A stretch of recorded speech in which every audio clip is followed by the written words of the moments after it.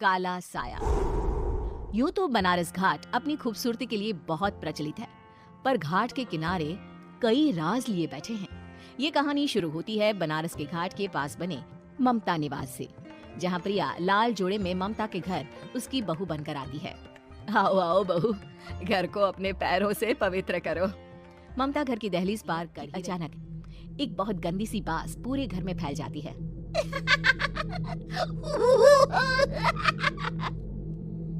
ये बदबू और ये आवाजें, ये कौन हंस रहा है माँ?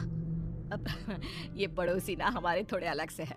कहाँ हम शाकाहारी और ये मांस मच्छी खाने वाले। छोड़, तू ध्यान मत दे और गृह प्रवेश कर। और हाँ बहू, अपनी सास की एक बात हमेशा याद रखना, इन पड़ोसियों से तो कभी बात नहीं करेगी। अच्छे लोग नहीं है ये। अपनी सास की ये बात मानेगी ना बेटा? हाँ माँ, जो आपकी मर्जी, मैं उनसे बात नहीं करूंगी। अगले दिन प्रिया अपनी पहली रसोई बनाने रसोई घर में जाती है।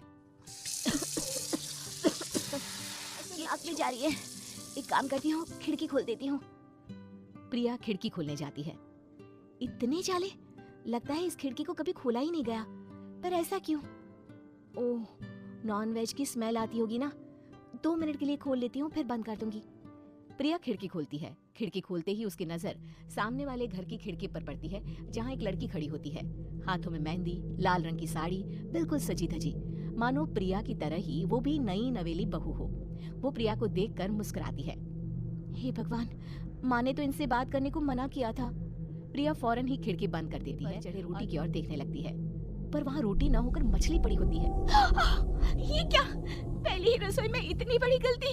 हे भगवान, अब मैं क्या करूं? प्रिया बहुत डर जाती है और फौरन रसोई की सफाई करने और फिर सभी के लिए खाना बनाने लग जाती है। जब वो सबको खाना परोसती है, सब तो ठीक है, मैं बेकार में चिंता कर रही थी। हे भगवान, ऐसे ही बस अपनी कृपा बनाए रखना। रात के वक्त जब सब सो रहे होते हैं, तब प्रिया को पायल की आवाज सुनाई देती है, जिससे उसकी आंख खुल जाती है। ये पायल की आवाज कहाँ से आ रही है? प्रिया उठकर उस आवाज के पीछे छत की सीढ़ियों तक जाती है।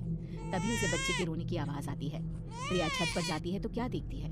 वही लाल साड़ी वाली लड़की अपनी गोद में एक नवजात बच्चे को घुमा घुमा कर सुला रही है। तभी प्रिया की नजर उसके पेट पर पड़ती है। ओह गॉड, ये तो प्रेग्नेंट भी है। सुनिए, बच्चा सो नहीं रहा है, क्या करूं? मैं कुछ नहीं, आपके घर वालों को अच्छा नहीं लगेगा, मैं संभाल लूंगी। स्नेहा की गोद से बच्चा हाथ मारकर प्रिया की गोद में आने को छटपटाने लगता है। दोनों घर अगल बगल में बने होने के कारण प्रिया उस बच्चे को गोद में ले लेती है। प्रिया के पास आते ही वो सो जाता है। बच्चे का वो स्पर्श रात भर प्रिया भूल नहीं पाती और अगली सुबह वो छत पर कपड़े सुखा रही होती है। तभी उसे एक औरत इशारा करके बुलाती है। स्नेहा कह रही थी बाबू तुम्हारी गोद में आते ही सो गया। मैं गौरी, स्नेहा की माँ हूँ। बहू, घर आना, बाबू को खिला भी लेना। शाम को जब घर पर कोई नहीं रहता, बच्चे से मिलने के लिए प्रिया छिपकर अपनी पड़ोसन के घर चली जाती है और कुछ देर बच्चे को खिलाकर वापस लौट आती है। इसके कुछ दिन बाद ही प्रिया को पता चलता है कि वो माँ बनने वाली है। ममता की खुशी का ठिकाना नहीं रहता। माँ जी, पता नहीं क्यों उल्टी आ रही है। प्रिया भागती हुई वॉशरूम में जाती है तो हरे और लाल रंग की उल्टी करती है। उस उल्टी में से कीड़े निकलते हैं। ये क्या? खून और ये कीड़े!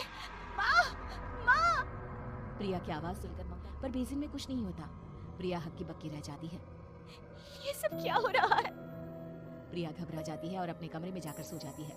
डर के कारण वो इतनी थक जाती है कि उसकी आंख लग जाती है।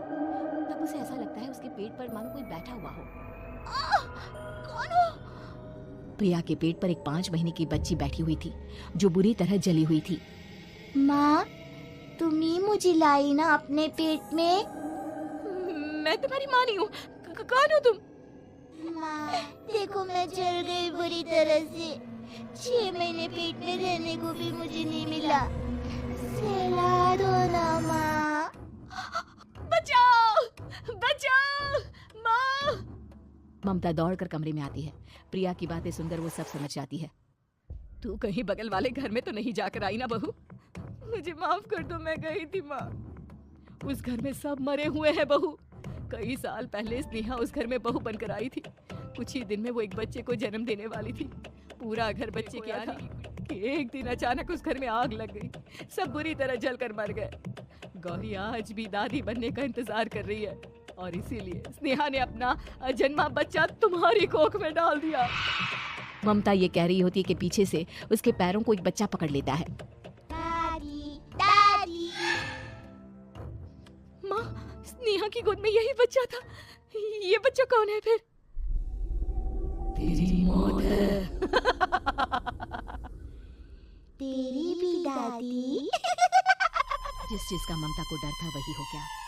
ममता निवास के ऊपर मौत ने चादर बिछा दी थी। प्रिया का पेट ऐसे ही बढ़ जाता है मानो 9 महीने का हो। 2 हाथ उसके पेट से बाहर निकलते हैं।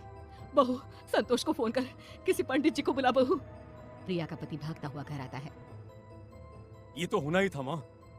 तेरा पाप तेरे सामने आ गया तो तू सह नहीं पा रही है।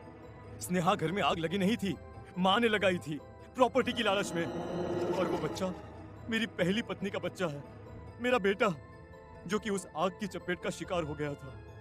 मैंने तुमसे ये सब माँ के कहने पर छुपाया था। मुझे माफ कर दो प्रिया। तुम अगर चाहो तो यहाँ से जा सकती हो। मैं तुम्हें किसी भी बंधन में मेरी शादी हुई है आपसे, मैं आपको छोड़ नहीं सकती, पर उससे पहले हमें स्नेहा, उसकी माँ और बच्चे की आत्मा की शांति करवानी होगी। संतोष और ममता गौरी के घर जाते हैं। अंदर सब कुछ जला हुआ होता है। जमीन पर जली हुई लाशें बिखरी हुई थी। ममता रो रो कर अपने करने की माफी गौरी से मांगती है। प्रिया स्नेहा के घर वालों का अंतिम संस्कार करवा देती है और ममता निवास फिर से आत्माओं के साए से मुक्त हो जाता है।